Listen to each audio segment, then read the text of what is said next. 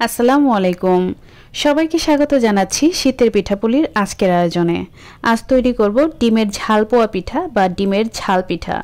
শীতে নরমালি আমরা মিষ্টি পিঠাটাই বেশি খেয়ে থাকি। বিকেলের নাস্তায় এই ঝাল পিঠাটা খেতে কিন্তু খুবই মজার আর হেলদিও। চাইলে আপনারা বাচ্চাদের টিফিনেও এই পিঠাটা দিতে পারেন। পিঠা তৈরি করার জন্য এখানে আমি 1 কাপ আরও 3 টেবিল চামচ পরিমাণ চালের গুঁড়া দিয়ে দিচ্ছি। এরপর দিয়ে দিচ্ছি 2 টেবিল চামচ পরিমাণ ময়দা। হলুদের গুঁড়া দিয়ে দিচ্ছি একদমই সামান্য, হাফ চা চামচের থেকেও কম। হাফ চা চামচ দিয়ে দিচ্ছি লবণ, আর ভাজা জিরার গুঁড়া দিয়ে দিচ্ছি হাফ চা চামচের থেকেও কম। এখন আমি এই শুকনো উপকরণগুলোকে খুব ভালোভাবে মিশিয়ে নিচ্ছি। এই শুকনো উপকরণগুলো খুব ভালোভাবে মেশানো হয়ে গেলে একটা সাইডে রেখে দিচ্ছি। অন্য একটা পাত্রে আমি নর্মাল টেম্পারেচারের 2টা ডিম নিয়েছি।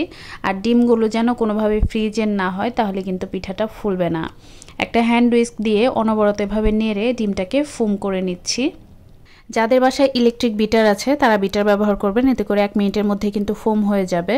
আমার 3 মিনিটের মতো সময় লেগেছিল, আপনাদের হয়তো বা 3 থেকে 4 মিনিটের মতো সময় লাগতে পারে, আর একটু কষ্টও হবে। ডিমটা ফোম হয়ে গেলে এর মধ্যে আমি শুকনো উপকরণ দিয়ে দিয়েছি। এরপর দিচ্ছি 2 টেবিল চামচ পরিমাণ কুচি করা পেঁয়াজ, আর স্বাদ মতো দিয়ে দিচ্ছি কাঁচামরিচ, 2 চামচ দিয়ে দিচ্ছি ধনিয়া পাতা কুচি। এরপর আমি এগুলোকে খুব ভালো মতো মিশিয়ে নিব। এই পর্যায়ে কিন্তু এটা আঠালো একটা ডোয়ের মতো হবে। এটাকে পানি দিয়ে একটু পাতলা করে নিতে হবে। ডিম যদি বড় ব্যবহার করেন তাহলে পানির পরিমাপটা একটু কম লাগবে, আর ছোট ডিম ব্যবহার করলে পানিটা একটু বেশি লাগবে। আমার এখানে প্রায় 1/4 কাপের মতো পানি লেগেছে, আপনাদের একটু কম বা বেশি লাগতে পারে। ব্যাটারের ঘনত্বটা একটু ভালোভাবে লক্ষ্য করুন। আমি যতটা পাতলা করেছি ঠিক এইভাবে করবেন, একটু ভালোভাবে বুঝে নিতে হবে। ব্যাটারটা ঠিক এরকম হবে। আমি চামচ দিয়ে তুলে দেখিয়ে দিচ্ছি, একদম পাতলাও না আবার একদম ঘনও না। আমার ব্যাটারটা পিঠা তৈরি করার জন্য একদম রেডি। আমি এটাকে 5 মিনিট রেস্টে রেখে পিঠা ভাজতে চলে যাব। চুলায় প্যান বসিয়ে খুব ভালো মতো গরম করে এর মধ্যে তেলটা দিতে হবে। প্যানের মধ্যে যেন কোনো পানি না থাকে সেদিকেই খেয়াল রাখবেন। আর তেলটা খুব ভালো মতো গরম করে নিতে হবে, তবে একদম ফুটে উঠেছে এরকম গরম করা যাবে না, তাহলে পিঠাটা দেওয়ার সাথে সাথেই পুড়ে যাবে।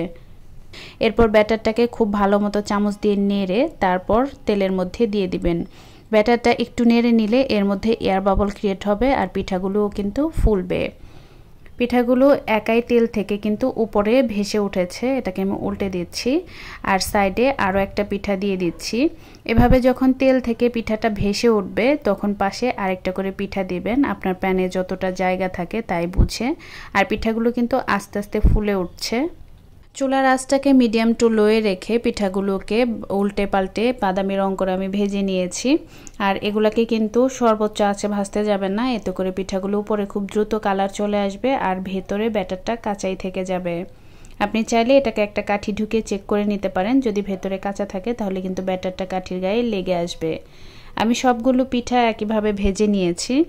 আর এটা কতটা সফট দেখে নিশ্চয়ই বুঝতে পারছেন। একটা পিঠা আমি একটু ভেঙে দেখাচ্ছি। এটা কিন্তু নর্মাল মিষ্টি পোয়া পিঠার মতো ফুলবে না, কারণ এটা অনেকটাই ভারী হয়ে থাকে।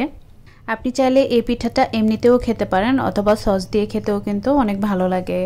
আশা করছি সবার কাছে এই রেসিপিটি ভালো লেগেছে এবং সহজ লেগেছে। অবশ্যই তৈরি করবেন, আর কেমন হয় কমেন্টে জানাতে কিন্তু ভুলবেন না। সবাই ভালো থাকবেন, আমাদের জন্য দোয়া করবেন। দেখা হবে নতুন কোনো রেসিপি নিয়ে পরবর্তী ভিডিওতে। আজকের মতো এখানেই বিদায় নিচ্ছি। আল্লাহ হাফেজ।